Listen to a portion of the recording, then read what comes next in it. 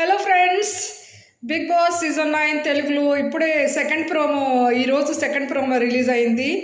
Day 19 second promo release అయింది. అందులో big boss announce చేస్తారు, కంటెస్టెంట్స్ని ఎలిమినేట్ చేసే చాయిస్ మీకు ఇస్తున్నాము, ఆప్షన్ లైక్ మీరు చూజ్ చేసుకునే ఆప్షన్ మీకు ఇస్తున్నాము, ఆ అవకాశము.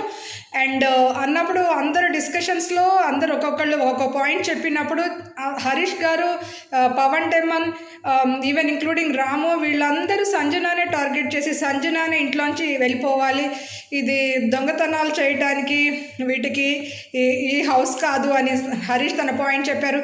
ఎనీవే, ప్రియా, శ్రీజ, పవన్ కళ్యాణ్, రాము ఇక్కడ ఇటు జాయిన్ అవ్వాడా, అక్కడ కట్లో ఎవరి పేరు అనేది సరిగ్గా క్లారిటీ లేదా, బట్ అందరూ ఫైనల్గా సంజనానే వాళ్ళు చూస్ చేసుకున్నప్పుడు, సంజనాని డిసైడ్ అయినప్పుడు బిగ్ బాస్ అనౌన్స్ చేస్తారు ఫైనల్గా సంజనాని హౌస్లోంచి ఎలిమినేట్ చేయాలి అనేసి. ఆమె సూట్ కేసుతో రెడీ అయిపోద్ది, ఈ పక్కన ఇమాన్యుల్ ఏడుస్తుంటాడు, సంజన కూడా ఏడుస్తుంటుంది.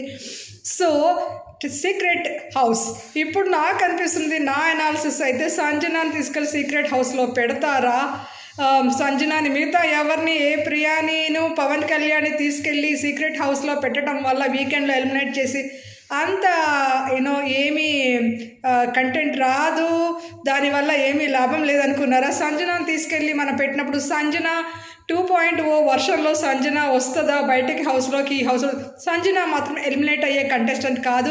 డెఫినెట్లీ నిన్న నిఖిత దివ్య నిఖిత పెట్టినప్పుడు ఆమె టాప్ 3లోనే ఉంటుంది. డెఫినెట్లీ తను చాలా స్ట్రాంగ్ ప్లేయర్.